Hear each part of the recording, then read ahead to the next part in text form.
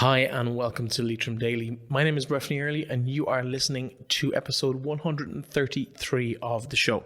It is the sports preview show here this Friday, and we're going to be looking at the sporting action across the county a little bit later in the show. We're going to do something a little bit different because there's a lot of movement within the realm of Leitrim GAA at the moment, managerial appointments and boardroom changes on the county executive committee.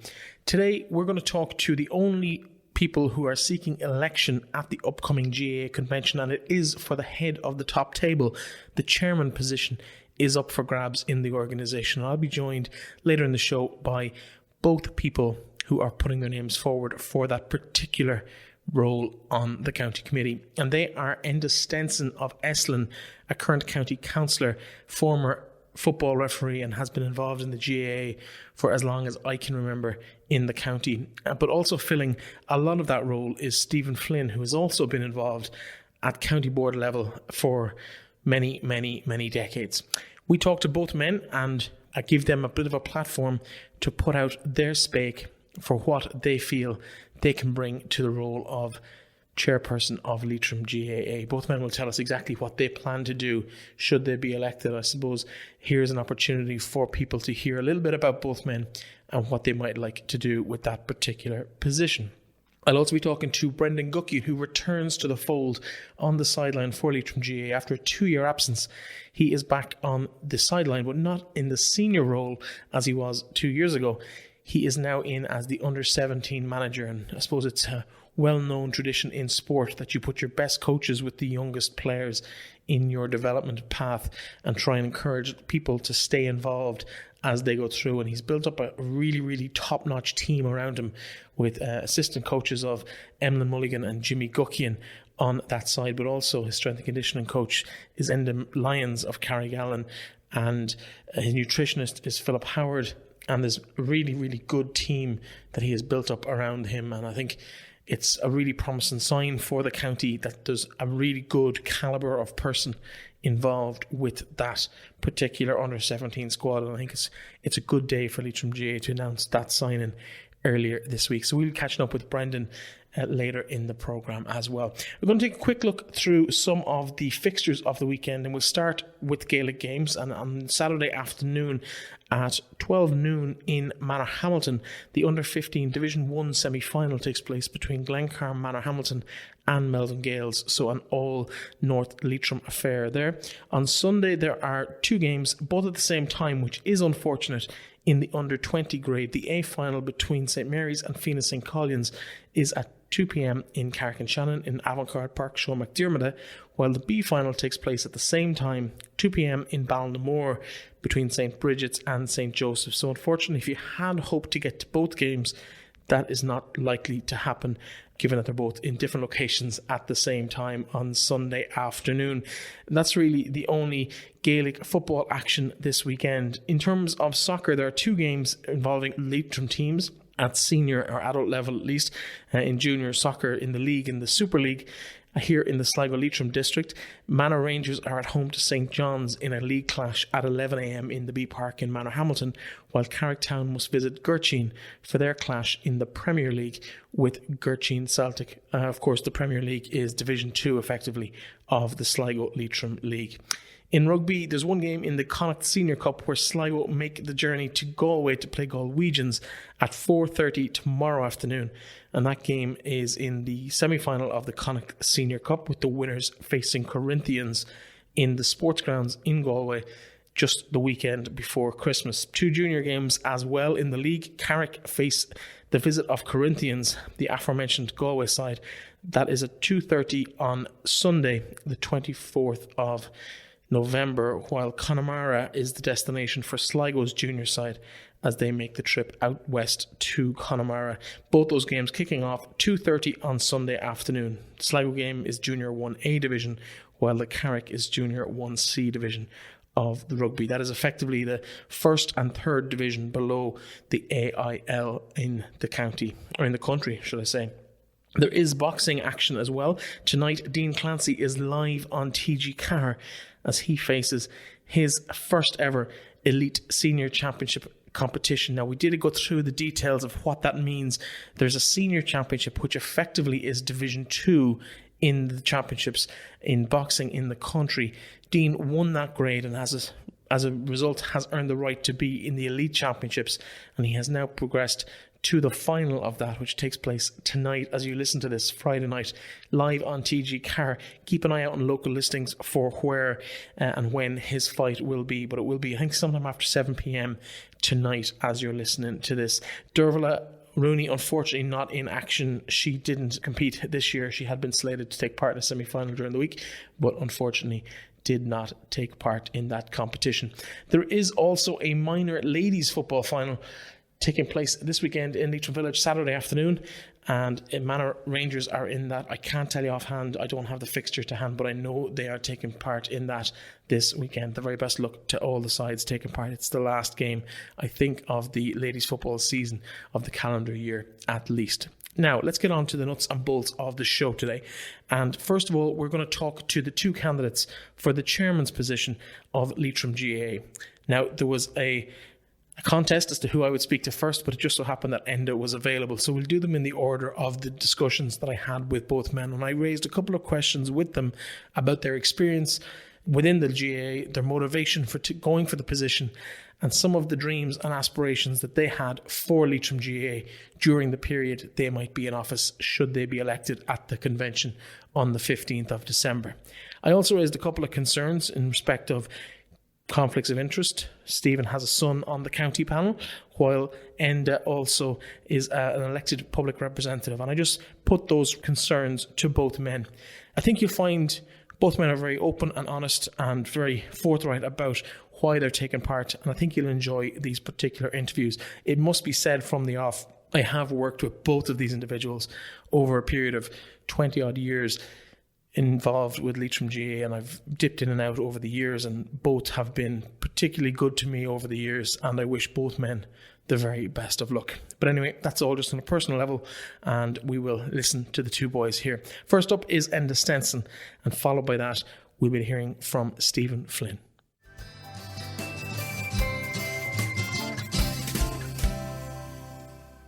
On the 15th of December, Leitrim GAA will meet, or the clubs will gather to form the convention for this year and make a decision on who will be forming the county board. As we've spoken about with Terence Boyle earlier in the programme, earlier in the year, he has to step down because of the 5-year rule and the term limit. It also applies in a couple of other positions, namely secretary, also PRO, and I think development officer as well. And I believe Sean O'Sullivan has stepped down as well from his role as the cultural officer as well. I think that's his role in the committee. It means a bit of turnover, and today we're going to talk to two of the candidates who are going for the only contested position on the day, and that is the position of chairman. It's a pretty important position. And first up, I'm joined by Enda Stenson to talk about the position, his motivations for going for the role, and what he hopes to do maybe in the next 1 to 5 years as chairman of Leitrim County Board, if all things go to plan. Enda, welcome to the program. Hello, Breifne, and hello to all your listeners. And I am here. Yeah, it's correct that I have allowed my name to go forward. I'm not going to say that people were jumping out of the rafters saying, you go because you're the best man or whatever. It's something that I would love to do. It's something that I grew up within a GAA family. You know, my brother has been secretary of the Roscommon board, and we were always GAA people. Nobody, I don't think, would ever question my love for Leitrim and love for the GAA, and I knew that the position of a chairperson would be coming up when Terence Boyle has to vacate the position after the 5 years. And before I go on any further, you have to pay tribute to Terence Boyle. I think he did a wonderful job, and with all the work that has been done, plus the completion of the Centre of Excellence in Anaduff, I think he has had a wonderful 5 years, and well done to Terence.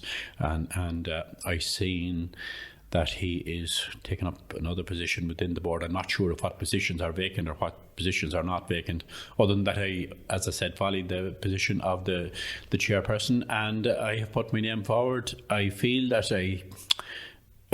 capable of doing the job. I feel I have a pretty good knowledge of the GAA. I have a good knowledge of the clubs within the county after refereeing for 30 years up and down the county, and enjoyed every day of it, and probably created a good rapport with most of the club members up and down the county. Yeah, there's always the day that things don't always go as you would like them to go, but I as I said, I did as I seen best on the day at any given time, and that is what I would do as chairperson of the board. In terms of your experience, obviously you're a public representative with the Leitrim County Council for the last 20 years? I am in my 5th term as Leitrim County Council. When this 5 years up, I'll have 25 years done as a member of Leitrim County Council. That's a lot of experience behind me, we'll say, dealing with the public. But it's always challenging, it's always new. And as I said, this is a challenge. I think for the health of the GAA within the county, it's good that there is a contest. And if anything, maybe it's disappointing that there isn't enough contests. I don't think it's that people don't want to go, but a name goes out early in play, and people say, well, if he's going for it, I won't go for it, or whatever. I didn't know that there was going to be a contest for this when I initially said I didn't know that the vice chairperson was interested, but that's so be it. It's fine. It's good that the delegates going to convention on December the 15th has a choice. One of the roles that you've been involved in your political career has been as chair of the Leitrim Sports Partnership. What can you bring from other sports in the county? Because the GAA does dominate the sporting landscape here in Leitrim. So what have you learned from that period of time from other clubs that you might bring back to Leitrim GAA? Well, I've been chair of the Leitrim Sports Partnership, I think, for the last 10 years, I think, yeah. 10 years, and of its 10-year existence, to be fair. A role I particularly enjoy. But Leitrim Sports Partnership, at times, it tends to look out for the minority sports. Doesn't deal that heavily within the GAA as such. A lot of the disability groups, women on the water, men on the move, tri-bikes, for a lot of things like that it isn't particularly related to the GAA as such. They're kind of different bodies. Leitrim and rural counties and our culture was all developed around the GAA. There is a definite move away a bit from that. With society as it is, and all the discussions with different groups coming into our country, it's always going to move away from the GAA, and that's only rightly so. And there has to be an opening given for all those other activities that is out there. And I think Leitrim Sports Partnership does that, under the direction of Declan Boyd. In terms of the GAA, I suppose what could come out of that experience, something like the Gaelic for Mothers and Others, on the women's side of things, could there be an opportunity for maybe, I'm thinking of people who maybe are lapsed competitive footballers that might, I know Colin Regan does a lot of work from headquarters on that health and wellness stuff. Is there an opportunity there for something within Leitrim GAA for the average club member who's not necessarily going to make the first team in the club? I would imagine, well, there should be. Now, I have to say I haven't given that much thought yet. But and I know, and the listenership out there knows that there's a huge volume of people that have grown up with the GAA, have played GAA, have been involved in their clubs, and they just seem to disappear off the scene. And a lot of those people have an awful lot to offer to the youngsters coming up. And I think there should be an opening. There should be some other reach out to those people that would come back and become active within. That is what they're about. That's what their culture is about. But there's a lot of people that have been involved over the years, never became, after they stopped playing, that was the end of it. So what can you do as chairman if you're successful? What can you do to try and maybe encourage those people back into the organisation? As you rightly pointed out, like for the ladies GAA, like the Mothers and Others is a great one. Then you have the over 40s for the gentlemen. But that's still quite competitive. Very competitive. If I was to be asked, because I distinctly remember refereeing an over 40s All Ireland, and my God, it was so competitive. I think even nearly too competitive at that level, because you get some extremely fit people at 40 years of age. Then you can get others. You get the likes of me who's about to Well, turn 40. the likes of me or likes of more of us could come in at that age, and maybe we haven't the same strength and conditioning done, and it can become dangerous. I think there should be a line drawn where people would, if you're going in to play at that level, there should be some check on it, because I would I'd be afraid that. People aren't properly looked after. As you said, there should be something planned out for them, not just walk in, do that, over and out. I don't know if that's the best thing. As I said, I've seen it at first hand, and it's a pretty tough competition overall. But there are lots of competitions within the GAA. There's lots of activities within the GAA. There's lots of activities within our culture that people should become involved in. People move away from things too quick. In terms of the health of Leitrim GAA at the moment, obviously the incoming chairman will inherit an organisation with a brand new facility in Annaduff in the Centre of Excellence. The stand in Park Sean is a credit to the last 5 or 10 years of the GAA in the county as well. Club football is improving. The new structures over the last 12 months and the tightened league and championship seasons will help club football over the next couple of months and years. What do you see as probably the three main things that you want to achieve in your term, whatever length that might be? It can be 1 year, it can be anything up to 5 years. That depends on how it goes. I will not set out bullet points that I am going to achieve this. I am going to, first of all, hopefully, if I get elected, if I get elected, it would be to continue what is there, first of all. We are very lucky that the Centre of Excellence is finished. We have Park Sean as it is. I definitely would think that the time is coming soon that maybe we need light in Park Sean, that you can have nighttime games. I think that is soon becoming an essential in all county grounds. And if you have lights, I think you would need an all-weather surface on the ground.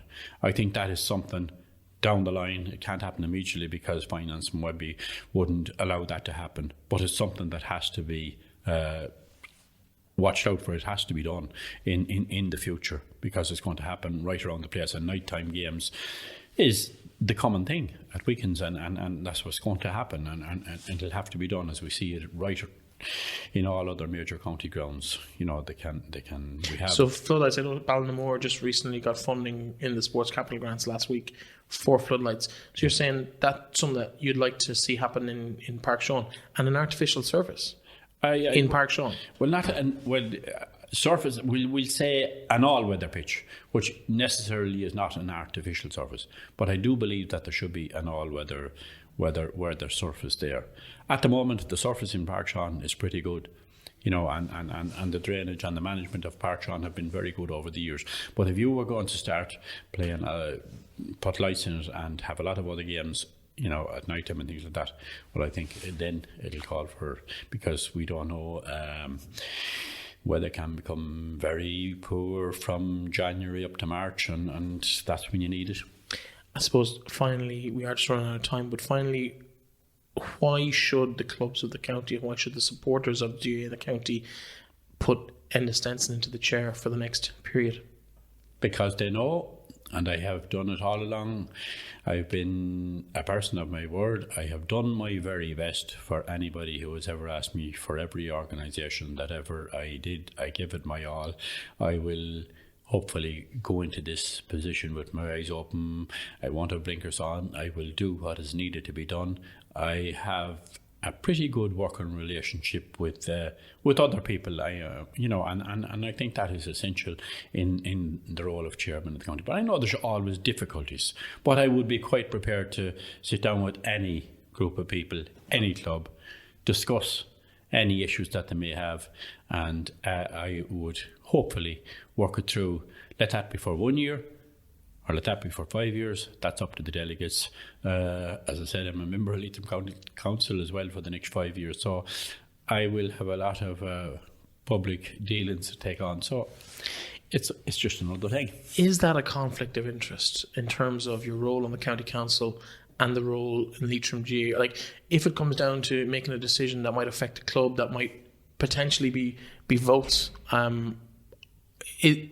will you let that sway your decision in a committee meeting for the GAA. Well, I don't understand. Like, being a member of Leitrim County Council is a voluntary. It's not. A member of the GAA is a voluntary position. Being a member of Leitrim County Council is a part-time position. So you have to be able to work one with the other. I'm not sure of where the conflict could arise. What would... Well, hypothetically, I don't want to dwell on the negative too much, but, that's fine, but okay. Hypothetically, I'm sure the listeners will be asking this question, so I just want to ask it on their behalf. But hypothetically, you have a situation where a club in your electoral area breaks a rule and it comes to the committee for a decision. You're involved in that decision within the GAA rules. Will you be able to make and apply the rule fairly without the consequence it might have on your political career? No, you would have to apply the rules fairly. Like, the rules are rules. I was reffing for 10 years after being elected to the position. I don't think there was ever an issue that I would have dealt differently with somebody from Barnacoola than I would have with somebody from Melvin Gales. No, you can't. You're talking about two different things. You're talking about a sporting issue and a totally different issue. We can't mix that. No, absolutely not. There is no conflict in that. Right across the country, you have people in those positions. It doesn't work. You have rules within the GAA. Those rules have to be adhered to in the main. At all times, they are adhered to. Perfect. Well, listen, and I have to say, I've known you from a GAA context, from refereeing me as a child, but also as a budding referee myself in my late teens. Yes, I remember. And you, as was the other candidate for the chairperson, have both personally been very helpful to me at that stage in my life, and I want to thank you for that. And I know whoever wins this election will do their best for Leitrim GAA. I've absolutely no doubt about that. I wish you the very, very best. Thank you so much, Breifne, and the best of luck. Thank you. No problem at all. Thank you.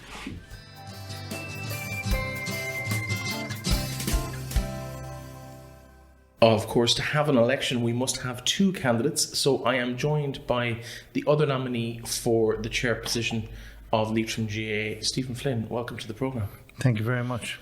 Of course, a Mughal GAA man and long been involved in the upper levels of Leitrim GAA. I know as a teenager, you were the kingpin of Board and Oak back in the day. Tell us a bit about yourself and your own history in the GAA in Leitrim. Well, I first became involved in the GAA at the tender age of 15 when I was appointed club secretary. In fact, I was 2 days short of my 15th birthday. And I was asked to be secretary of the club in Mohill, and which I did for 3 years. I followed that up with assistant secretary of the county board in 1979, and everything that's happened in between is history. There's no point in running through all the positions I've held on the county board. It'd take too long to cover them all. Absolutely. In terms of where Leitrim GAA is at the now, it's in pretty rude health, and it's had a pretty spectacular year this year, but probably the last 3 or 4 years. The new Centre of Excellence, the stand in Park Sean have all come on board in the last decade or so. Where do you see Leitrim GAA being now?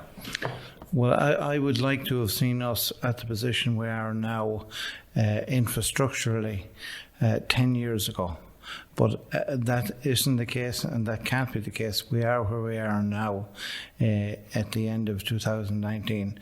Infrastructurally, we're now poised to move forward football-wise and hurling-wise. We've gone up a division in both hurling and football, and now we need to get competitive and concentrate on the hurling and football.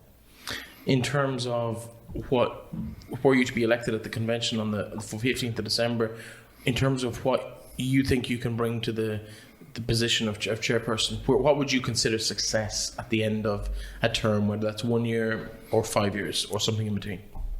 Well, I would have always considered myself very friendly towards player number one and player welfare number two. And I would have also considered myself a very club-friendly person, in that if a club had a problem, they got the benefit of the doubt.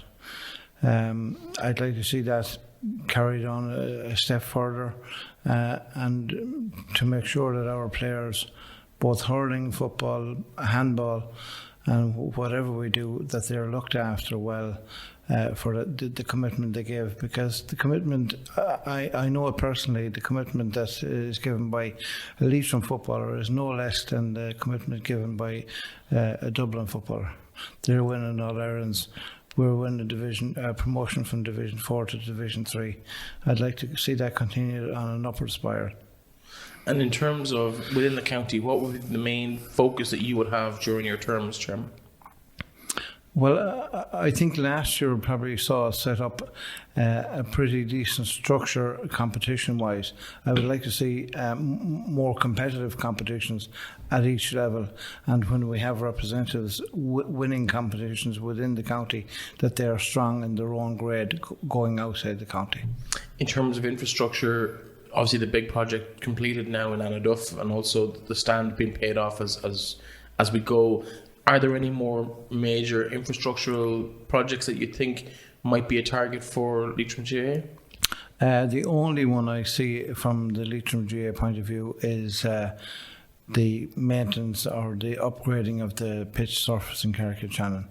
I think infrastructurally for a county operating at the level we do and the numbers we have, I think we've done very well over the last number of years to have what we have, and in fact we're ahead of some counties.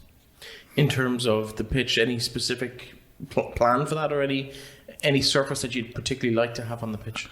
A natural surface, free draining, that would be level and even. It's not just the at the required level at the minute. In terms of Leitrim GAA, because we worked together on Leitrim GAA 20 years ago, and on the county board, you were, I think you might have been assistant secretary at the time. I can't remember the specific position. You were secretary as I left. But in terms of the actual organisation, it's grown from an organisation with a turnover of about maybe 200,000 or 300,000 a year to one with over €1 million a year in turnover. It's a much different animal now than it was 15 or 20 years ago. What experience have you of being involved in the management of organisations like that? Well, I said it a number of times when I went to Congress last year down in Wexford.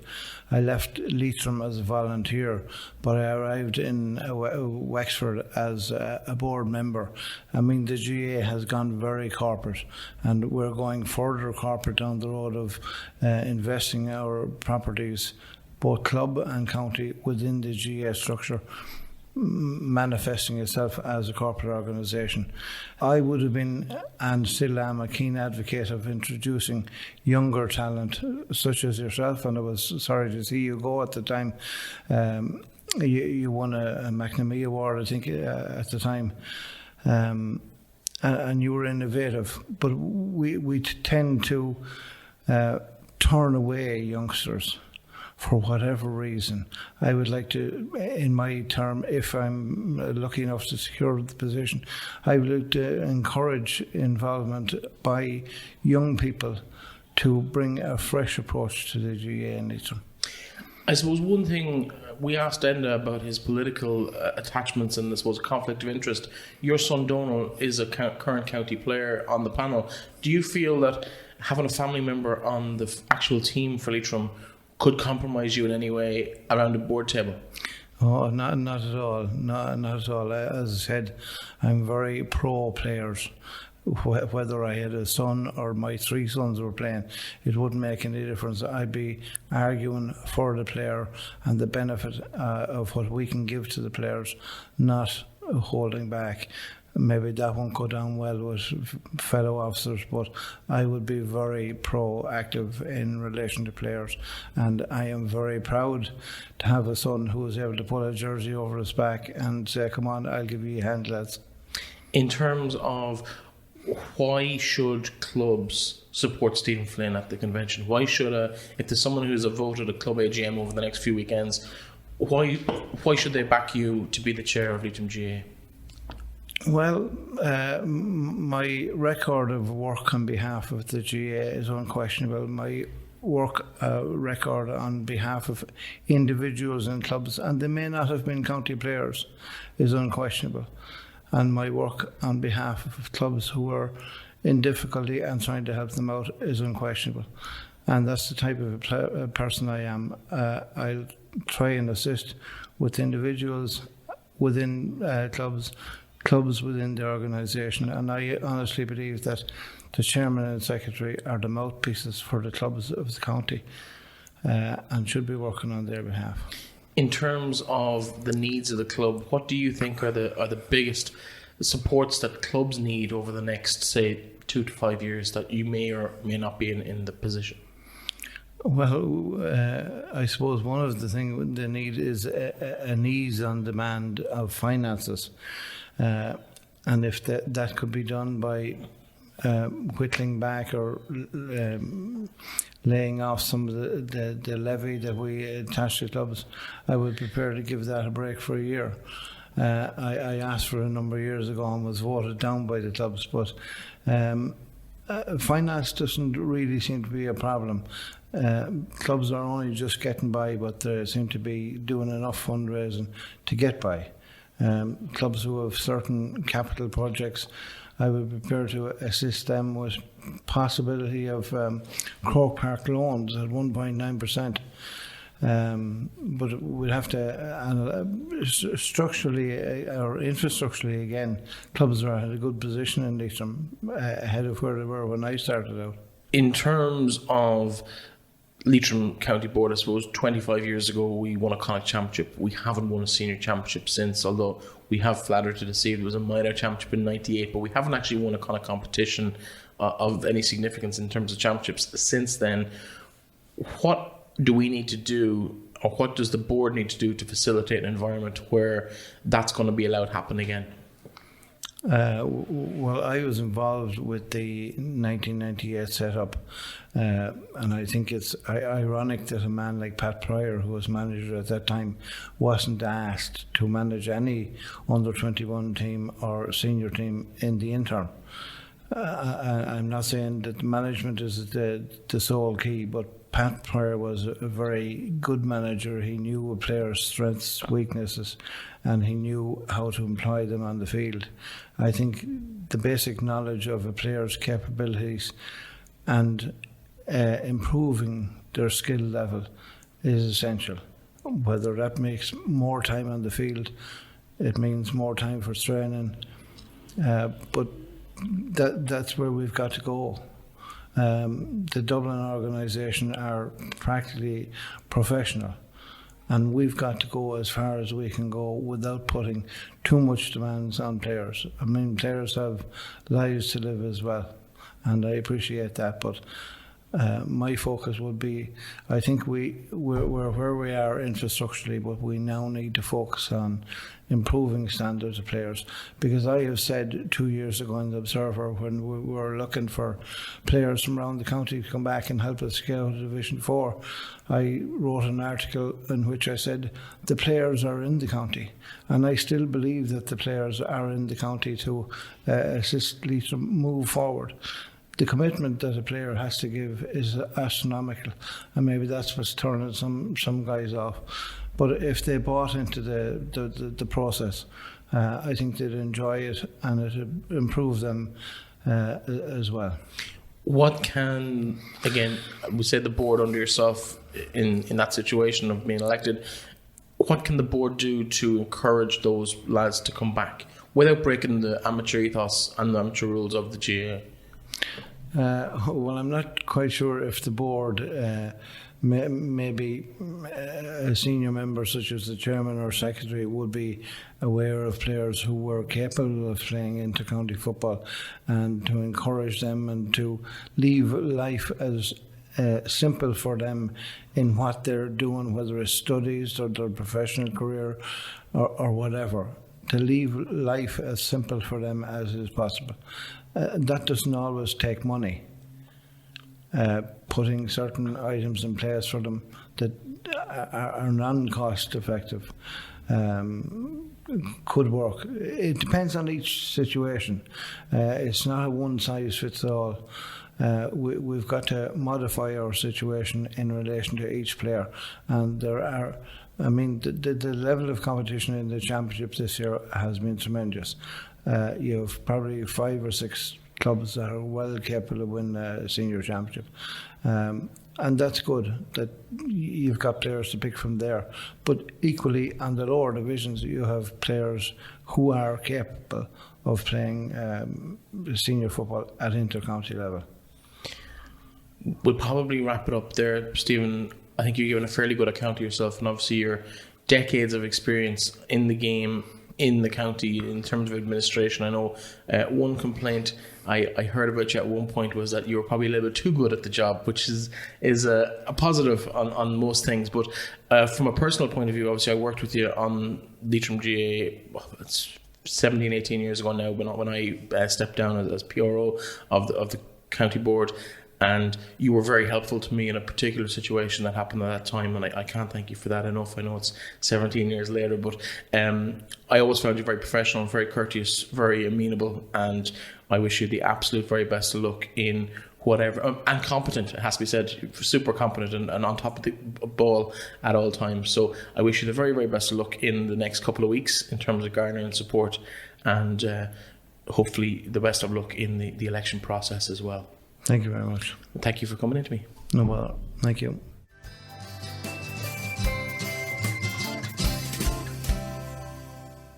Now, speaking of people seeking a role within Leitrim GAA for 2020, one person is celebrating this week after getting himself one of the managerial positions in the county. Not a stranger to managerial positions within the county at club and inter-county level.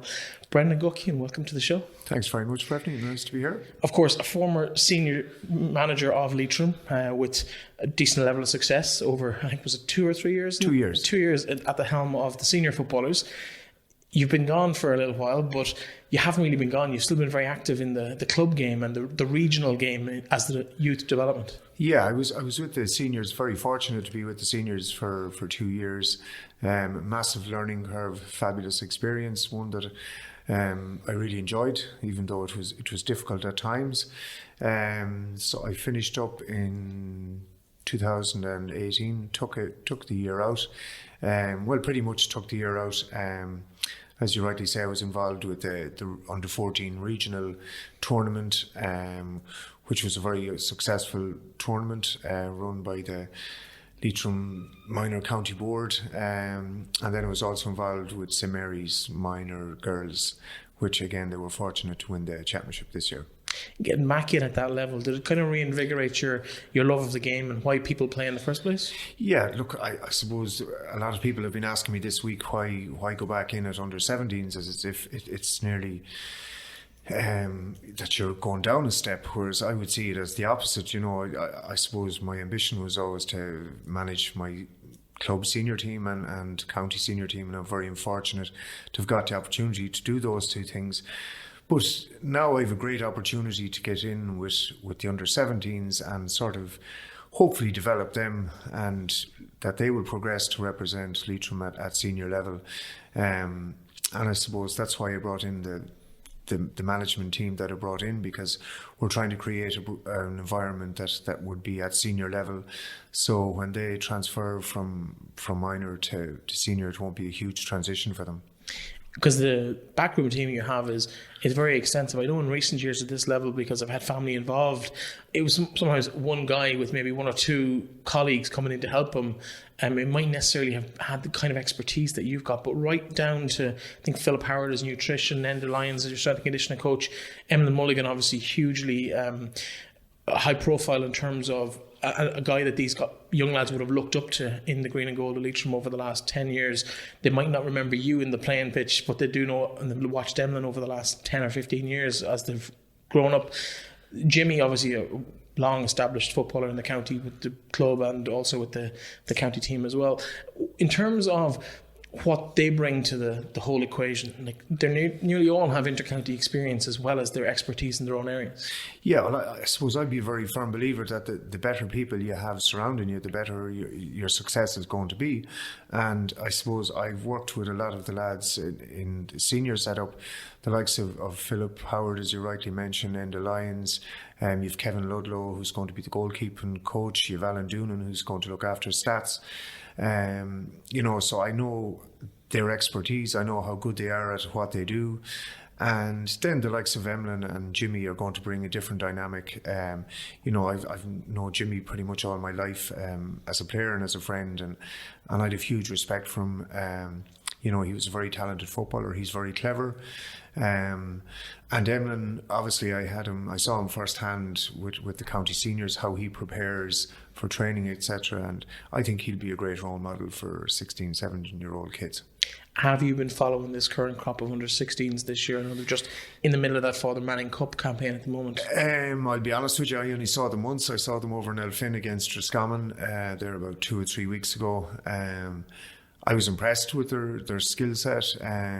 Something that's positive is they're some of them physically strong, I suppose, which maybe we've been lacking at times at underage. So they look as there's great potential there.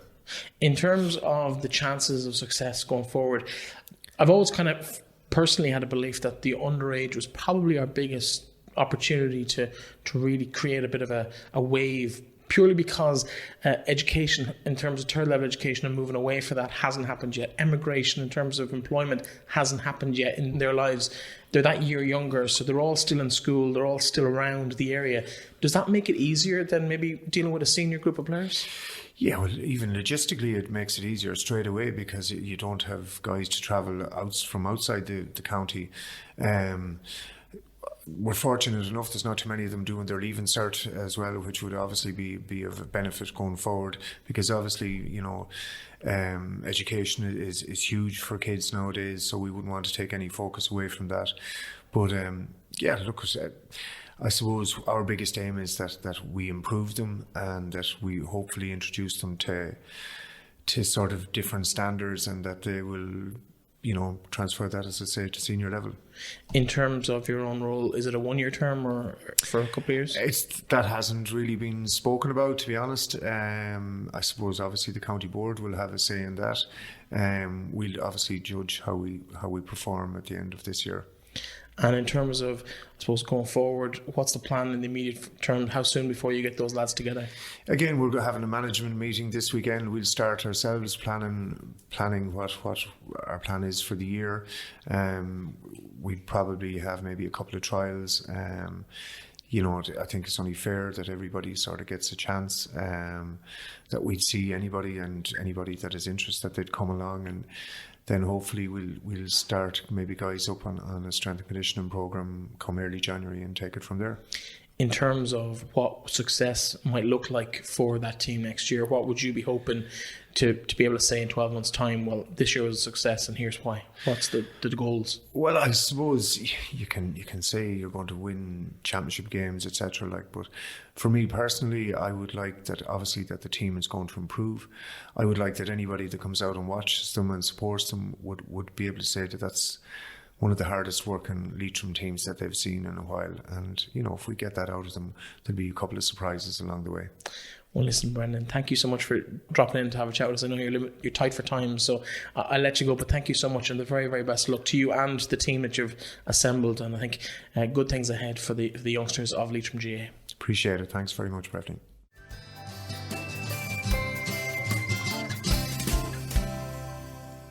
And that, folks, is all we have time for today. A big thank you to Brendan Guckian for coming in and telling us all about his plans for the next 12 months as the under-17 manager in County Leitrim.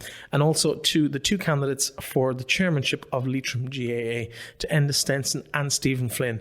A massive thank you for them to come in and put their names forward for such an esteemed position within the sport in this county. The very best of luck to both of them. In terms of the show, I will be back tomorrow with a current affair, and the Sport Roundup show will be back with you on Monday. Talk to you then.